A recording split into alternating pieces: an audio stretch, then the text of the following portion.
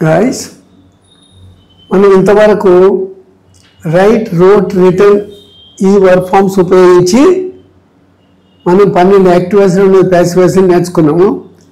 ఇప్పుడు ఇందులో టేక్, టుక్, open, take, టుక్, taken. Take అంటే తీసుకోను, టుక్ అంటే తీసుకుంటుని, తీసుకోలేను, టేకెన్ అంటే తీసుకొనబడును.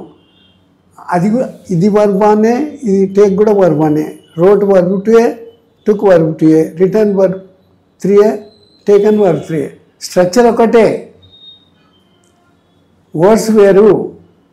ఆ స్ట్రక్చర్ని ఉపయోగించి మనము ప్రాక్టీస్ చేస్తే వస్తుంది ఈజీగా. ఇప్పుడు ఇంతవరకు మనము present tense, past tense, future tense మనము వి ఉపయోగించి నేర్చుకున్నాము. Plural, first person plural.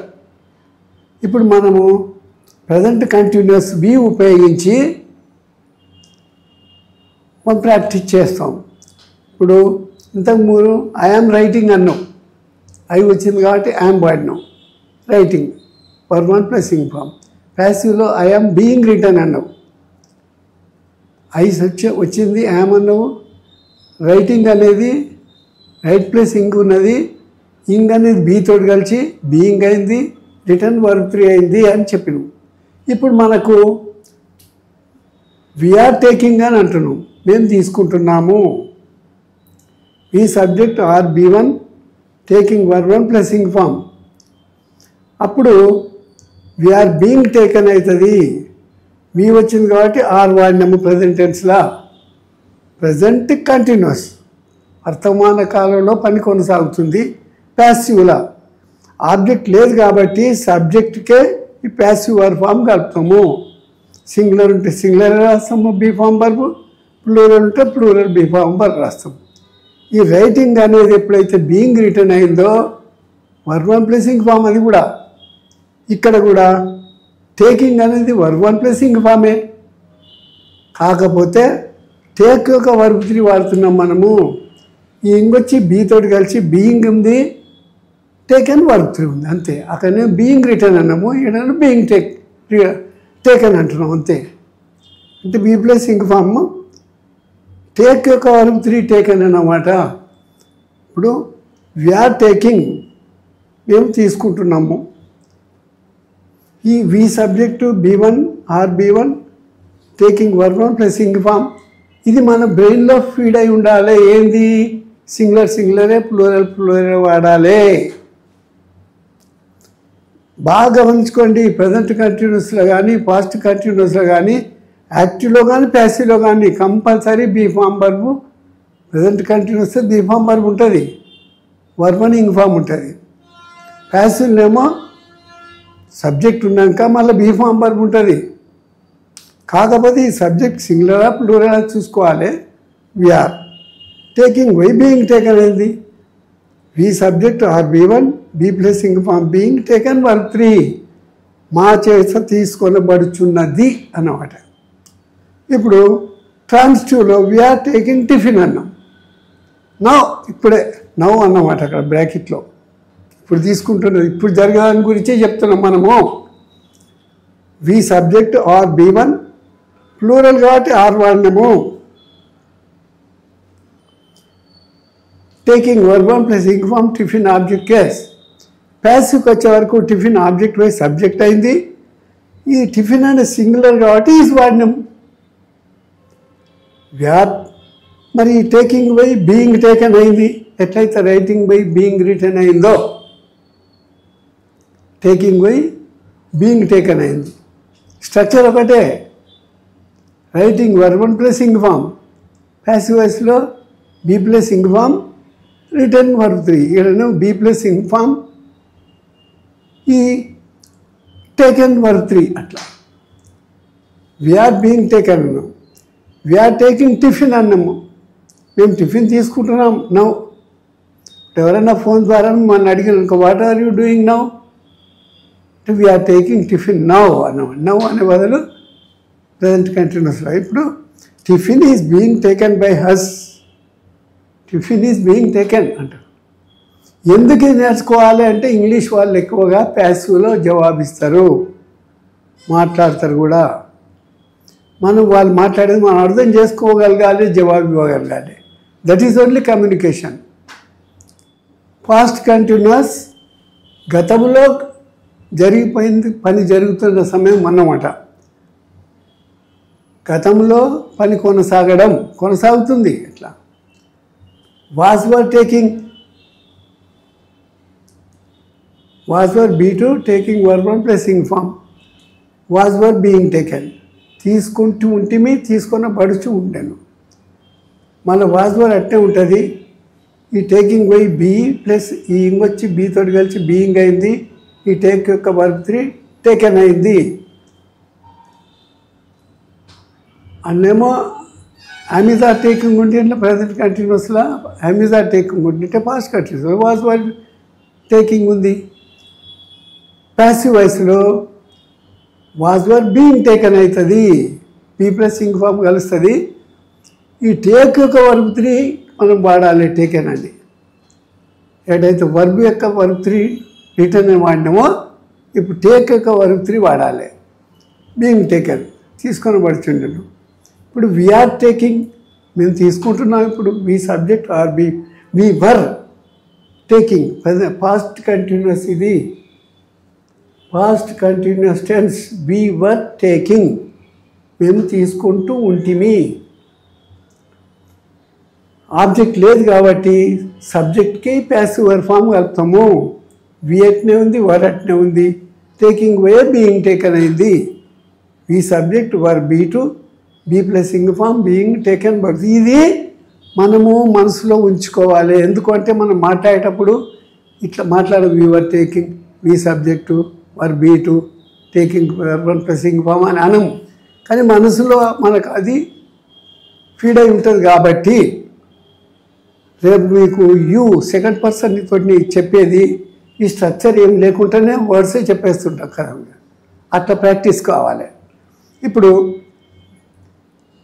We were taking tiffin, మేము టిఫిన్ తీసుకుంటూ ఉంటిమి. ఈ subject were B2 taking verb 1 plus ing form tiffin object. Tiffin వచ్చేసి ఆబ్జెక్ట్ పోయి సబ్జెక్ట్ అయింది. ఇది సింగులర్ కాబట్టి పాస్ట్ కంటిన్యూస్ కాబట్టి వాజ్ వాడినాం. Tiffin was taking by being taken by me by us అవుతుంది. టిఫిన్ మా చేత తీసుకొనే పడుచుండెను. What were you doing yesterday at this time, ఈ సమయానికి నిన్న మీరు ఏం చేస్తూ ఉంటుంది? వీ వర్ టేకింగ్ టిఫిన్ అంటాం. మేము అప్పుడు టిఫిన్ తీసుకుంటూ ఉంటుంది. అట్లా ఫ్యూచర్ కంటిన్యూస్ టెన్స్, భవిష్యత్తులో పని కొనసాగడం. ఫ్యూచర్ అనేది will or shall or be or can may do, అవి గుర్తుండుకోవాలి. వాటి రూల్స్ కూడా గుర్తుండాలి. విల్ బి టేకింగ్ తీసుకుంటూ ఉండగలం. Will helping verb 1 be form verb taking verb 1 plus ing form తీసుకుంటూ ఉండగలము. నో ప్యాసివ్, దీని ప్యాసివ్ ఉండదు. ఎందుకు ఉండదని అడుగుతారు ఒక ఆయన. మనం రైటింగ్ అంటే బీయింగ్ రిటర్న్ అన్నాము. verb 1 ప్లస్ ఇంగ్ ఫామ్కు బీ ప్లస్ ఇంగ్ ఫామ్ కలిపినాము. మరి విల్ బి రైటింగ్ అన్నప్పుడు ఫ్యూచర్ టెన్స్లో బీ వచ్చింది, writing verb 1 plus ing form వచ్చింది. కాబట్టి ప్యాసివ్ మళ్ళీ 2 బీలు 2-3 సార్లు వాడరు. చెప్పాలి అట్లా. వీ విల్ బి టేకింగ్, మేము తీసుకుంటూ ఉండగలం. నో ప్యాసివ్, మేము తీసుకుంటూ ఉండగలం అంతే. ఇక్కడ ఒకటే అన్నమాట. విల్ వస్తే బీ ఫామ్ వస్తుంది. Will be taking, we will be taking tiffin. What you will be doing by 5 o'clock అంటే we will be taking snacks by 5 PM అంట. అట్లా చెప్తారు. ఇక్కడ we will be taking tiffin, tiffin చేస్తూ ఉండగలము. మీ subject will helping verb 1 be form verb taking verb 1 ఒక tiffin అనేది ఆబ్జెక్ట్ యాడ్ అయింది. No passive. ఈ మళ్ళీ ప్యాసివ్ ప్రయత్నం చేయొద్దు. నేను ఇచ్చే మెటీరియల్లో నో ప్యాసివ్ అని టైప్ చేసింది కానీ కొట్టేసి నో ప్యాసివ్ అని రాశాను.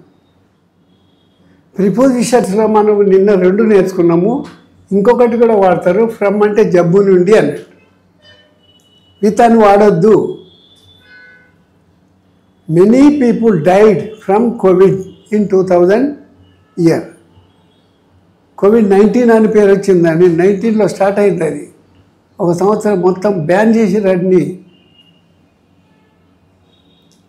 స్కూల్స్ బ్యాన్ చేసిండ్రు, ఆఫీసులు కూడా వర్క్ ఫ్రమ్ హోమ్ పెట్టిండ్రు. ఒక సంవత్సరం మొత్తం నానా ఇబ్బందులు పడ్డాం ప్రపంచం మొత్తంలో. మన దేశంలో చాలా తక్కువ, కానీ వేరే వెస్ట్రన్ కంట్రీస్లో చాలామంది చనిపోయిండ్రు. ఇక్కడ కూడా నాకు తెలిసిన వాళ్ళు దాదాపు 12 మంది చనిపోయిండ్రు. మరి అది ఎట్లా ఎఫెక్ట్ అయింది? ఇతరులు మాట్లాడుతున్నప్పుడు ఆ వెదర్ తోటే ఎఫెక్ట్ అయిపోతుంది అనమాట. ఎవరికైతే రెసిస్టెన్స్ కెపాసిటీ బాగుంటుందో వాళ్ళు బతికిండ్రు. Many people died from Covid in 2020 year. Died from అంటే నుండి చనిపోయినారు. దేని కోవిడ్ నుండి చనిపోయినారు.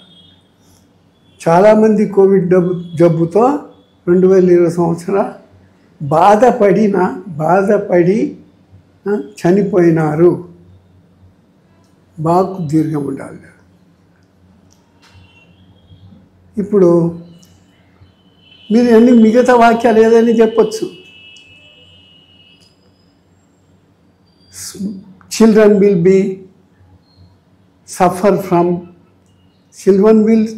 will suffer from brain fever at the beginning time of summer వేసవి కాలం ప్రవేశిస్తుంటే బ్రెయిన్ ఫీవర్ వస్తుంటుంది. అది కూడా మా ప్రమాదకరమైన జబ్బు. అది దానికి హోమియోలోనే మందులు ఉన్నాయి. ఏ దాంట్లో ఎన్నో ప్రయత్నం చేసినా మందులు ఇవి. అయితే అట్లా మీరు రాయచ్చు. Children will suffer from brain fever during summer and winter also. In అని అంటే లో అని అర్థము. కాలానికి మార్నింగ్, ఈవినింగ్, నైట్కు వాడతారన్నమాట. కాలానికి అయితే చూడు, my brother goes to college in morning by 8 AM. By అయినా వాడచ్చు, ఎట్ అయినా వాడచ్చు, పబ్లిక్ ఉండాలి. by 8 AM. at 8 AM అని కూడా అనొచ్చు. 8 గంటలప్పుడు కాలేజీకి పోతాడు, ఇట్లకి వెళ్తాడు. He will return in evening at 6 PM. అన్ని పీరియడ్స్ చూసుకొని లైబ్రరీకి పోయి వర్క్ చూసుకొని సాయంత్రం 6 గంటలకు వస్తాడు ఇంటికి. అతను సాయంకాలం 6 గంటలకు తిరిగి వస్తాడు. ఇన్ ఈవినింగ్ అన్నమాట, సాయంకాలము. We will be at home in night. రాత్రి మేమందరం ఇంటి వద్ద ఉండగలము. ఎవరైనా రాత్రి ఇంటికాడనే ఉంటారు. దానికి మార్నింగ్, ఈవినింగ్, నైట్ అనే దానికి ఇన్ వాడాలి. నానుడి దేశంలో to be at a loss అంటే, టు బీ అంటే ఉండడం, ఎట్ ఏ లాస్ అంటే అర్థం నష్టపోవడం, అర్థం కాకపోవడం అన్నట్టు. తికమకపడు, అర్థం కాకపోవుట అని అర్థం. To be at a loss అంటే, I am at a loss to understand my friend's opinion. ఆయన ఏదో చెప్తున్నాడు, నాకు ఏం అర్థం అవ్వడం లేదు అని అంటాం. అట్లా దాన్ని ఇంగ్లీష్లో I am at a loss to understand my friend's opinion. మా స్నేహితుని యొక్క ఉద్దేశం నాకు అర్థం కావడం లేదు. రైట్.